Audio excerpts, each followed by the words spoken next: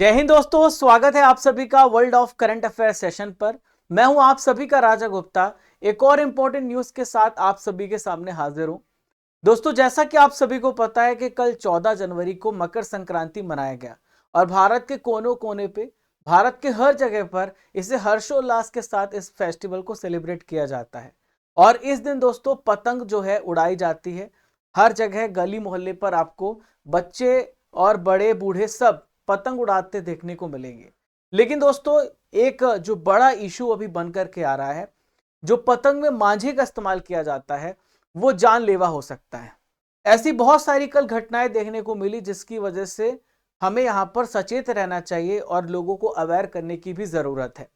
दोस्तों, सबसे पहला जो मामला यहां पर देखने को मिला, आप यहां पे मासूम बच्चे को देख पा रहे हैं जो केवल 7 वर्ष का बच्चा था, जो अब हमारे बीच में नहीं रहा। इस इमेज को मैंने ब्लर किया हुआ है ताकि पूरी इमेज हम आपको दिखा नहीं सकते, डराने वाली इमेज है। ये घटना कल धार जिले में देखने को मिली। मध्य प्रदेश में धार डिस्ट्रिक्ट है, वहां पर यह घटना देखने को मिली। बच्चा अपने पिता के साथ मोटरसाइकिल में बैठ करके जा रहा था, बच्चा आगे बैठा हुआ था और पतंग का जो मांझा है बहुत बारीक होता है, वो दिखता नहीं है और इसके गले पे आकर के वो फंस गया और इसका गला कट गया। और गला कट गया, उसके बाद लगातार खून बहता रहा। जब इसको हॉस्पिटल ले जाया गया, वहां पर बहुत ज्यादा खून बह चुका था। डॉक्टर ने इसे मृत घोषित कर दिया। दोस्तों, ऐसी घटना एक और देखने को मिली गुजरात में।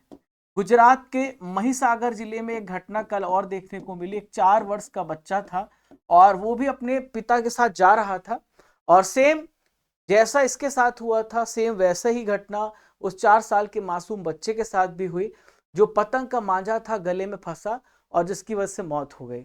दोस्तों, बच्चे ही नहीं, यहाँ पर हमारा जो एक जवान है वो भी शहीद हो गए। ये अब हमारे बीच में नहीं रहे। ये घटना हैदराबाद की है, जहां पर एक जवान फ्लाईओवर से गुजर रहा था और 30 वर्ष का ये जवान है। कल ये फ्लाईओवर से गुजर रहा था, हैदराबाद की घटना है। उसी समय जो मांझा था गले में फंसा और जिसकी वजह से गले में फंसने के बाद गला कट गया, खून बहता रहा। हॉस्पिटल ले जाया गया, तब तक इनकी मौत हो चुकी। तो दोस्तों, ये सारी घटनाएं हमें क्या बताती है? हमें ये दर्शाती हैं कि ये जो मांझा है, पतंग का मांझा, हमारे लिए खुशियों का हो सकता है कि खुशियों के पल हो सकते हैं कि आप पतंग उड़ा रहे हैं, लेकिन किसी की जिंदगी भी काट सकता है। हम यहाँ पे नॉर्मल मांझे का भी इस्तेमाल कर सकते हैं जो कि बाजार में उपलब्ध रहता है, लेकिन जो लोग हैं, जो पतंग डीलर्स हैं, वो यहाँ पर नायलॉन से बने मांझे का इस्तेमाल करते हैं जो कि बहुत मजबूत होते हैं और आप देख सकते हैं जब वो शरीर काट सकते हैं तो बहुत ज्यादा प्रभावित कर रहे हैं। दोस्तों, कल जो घटना देखने को मिली है, केवल ये 3-4 घटनाएं नहीं है, भारत में कई जगहों पर, भारत के कई जगहों से घटना आई है। बस उनकी जो खबर है न्यूज पे नहीं छपी और वो वहीं तक सीमित रह गई। लगभग 70 से 80 लोग कल घायल भी हुए हैं। तो ये जो अवेयरनेस वीडियो है आपको लोगों तक पहुंचाना है, जो भी आपके परिजन है उनको बताना है कि ये जो पतंग का मांझा है ये बहुत खतरनाक हो सकता है। अब अपने जो बच्चे हैं उनको समझाइए कि इसका इस्तेमाल ना करें, नॉर्मल मांझे का इस्तेमाल करें। और साथ में अगर कोई जो डीलर है जो पतंग बेच रहा है और वो चाइनीज मांझा बेच रहा है, तो चाइनीज मांझे का इस्तेमाल ना किया जाए, उसकी सूचना पुलिस को दें। आप यहां पर देख पा रहे हैं ये जो पुलिस है, ये पूरे प्रशासन, पुलिस प्रशासन कल उज्जैन में देखने को मिला। कई जगहों पर ऐसे यहाँ पे मुहिम चलाई जा रही है इस घटना के बाद। हालांकि ये घटना पहली बार नहीं हो रही है, भारत में अनेक सालों से जब से परंपरा चल रही है तब भी चाइनीज मांझे का इस्तेमाल पहले तो और ज्यादा हो जाता था, लेकिन अभी तो इसका इस्तेमाल कम हो रहा है। आप यहाँ पर देख रहे हैं जो पुलिस प्रशासन है ड्रोन की मदद से हर जगह देख रहा है और यहाँ पर उसे पूरा रेगुलेट कर रहा है। घर के छतों से वो रेगुलेट कर रहे हैं कि कोई अगर बच्चा चाइनीज मांझे का इस्तेमाल करेगा तो उनके पेरेंट्स के खिलाफ कार्रवाई होगी और सख्त जुर्माना ठोका जाएगा। इसके अलावा जो पतंग डीलर्स हैं उनको भी निर्देश दिए गए हैं कि वो भी मांझे को बेचे ना, उनसे बॉन्ड भराया गया है। अगर वो यहाँ पर बेचते हुए देखते मिलते हैं तो उनको यहाँ पर सजा होगी, जुर्माना भी ठोका जाएगा। दोस्तों, ये जो आप देख पा रहे हैं, जैसा कि मैंने आपको बताया है कि ये जो मांझे हैं ये सब नायलॉन से बने होते हैं जो बहुत ज्यादा स्ट्रांग होते हैं और बहुत खतरनाक होते हैं। ये इतनी आसानी से टूटते नहीं है, ठीक है। आप दूसरों की मतलब दूसरों का पतंग काटने के चक्कर में किसी जिंदगी को मत काट दीजिएगा। बस यही इस वीडियो का मकसद है कि आप इस बात को समझें। दोस्तों, यहां पर आप एक बर्ड्स को देख रहे हैं, पक्षी को देख रहे हैं, केवल इंसान बस इससे ज्यादा प्रभावित नहीं है। इससे आप देखें पक्षी कितना ज्यादा घायल है और पक्षी का उपचार किया जा रहा है। हजारों पक्षियों की मौत हो जाती है जो हमें दिखती नहीं है। हमें अपने यहाँ पे इंसानों का दर्द समझ में आता है, लेकिन जो पक्षी हैं उनका दर्द समझ में नहीं आता। उनके पंख कट जाते हैं, वो मांझे में फंस जाते हैं और फंस के उनकी मौत हो जाती है। ऐसी घटनाएं हजारों की संख्या में होती है। तो ये देखना जरूरी है हमें कि हमें यहाँ पर जो चाइनीज का मांझा है उसका इस्तेमाल नहीं करना है। ठीक है दोस्तों, यहाँ पे मैं आपको बता दूं, जो पतंगबाजी है भारत में कई जगहों पे होती है, कई मौके पर होती है। यानी पतंगबाजी केवल ऐसा नहीं कि केवल मकर संक्रांति में बस पतंग उड़ाया जाता है, कई मौके पर पतंगबाजी की जाती है। जैसे दिल्ली में 15 अगस्त को पतंगबाजी होगी। ठीक है, राजस्थान, गुजरात में मकर संक्रांति, मध्य प्रदेश, पूरे नॉर्थ स्टेट्स में मकर संक्रांति के दिन पतंग उड़ाया जाता है।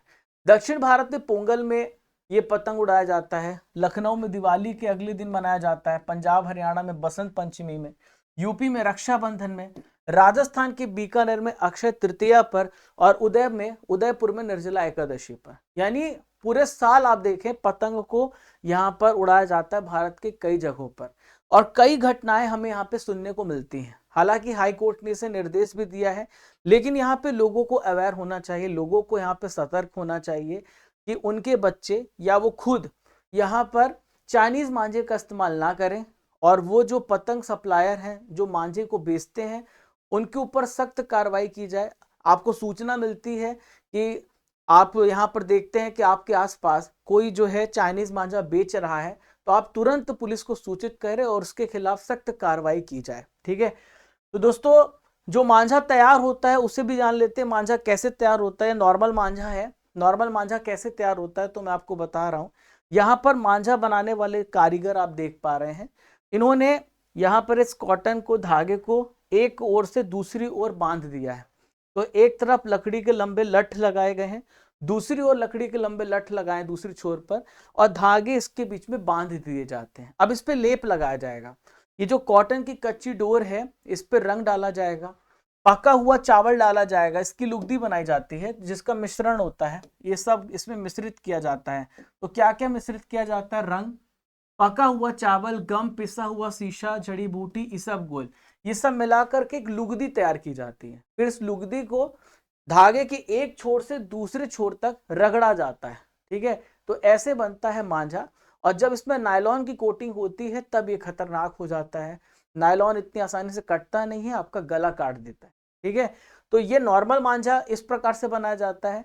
ये इसका इस्तेमाल करना चाहिए, लेकिन नायलॉन से बने चाइनीज मांझे का इस्तेमाल नहीं करना चाहिए। दोस्तों, अलग अलग जगहों पर ये जो धागा है, जो मांझा है, इसको डोर के नाम से जाना जाता है, चरखी के नाम से, लुटई, फिरकी और पतंग का धागा, अलग अलग नामों से इस मांझे को जाना जाता है। ठीक है, तो दोस्तों ये एक छोटा सा अवेयरनेस वीडियो था जो आपको बताने के लिए काफ़ी है कि कितना खतरनाक हो सकता है चाइनीज मांझा और कैसे बनता है, कैसे तैयार होता है। आज का सवाल है जिसका उत्तर आपको कमेंट बॉक्स पे देना है। COP28 का आयोजन किस देश में शुरू हुआ? आपको इसका आंसर कमेंट बॉक्स पे देना है। ये कहां पर हुआ है आपको यहाँ पे बताना है। ये इमेज किस महिला की है इसके बारे में आपको कमेंट बॉक्स पे लिखना है। इन्होंने कौन सा अवार्ड जीता है इसके बारे में आपको कमेंट बॉक्स पे बताना है। राजा गुप्ता करंट अफेयर्स हमारा टेलीग्राम चैनल है, आप उस चैनल को ज्वाइन कर लेना इंपॉर्टेंट अपडेट्स के लिए, और वहां पर आपको इस क्लास की PDF भी मिल जाएगी। और किस टॉपिक पे आप वीडियो चाहते हैं आप कमेंट बॉक्स पे लिखिएगा।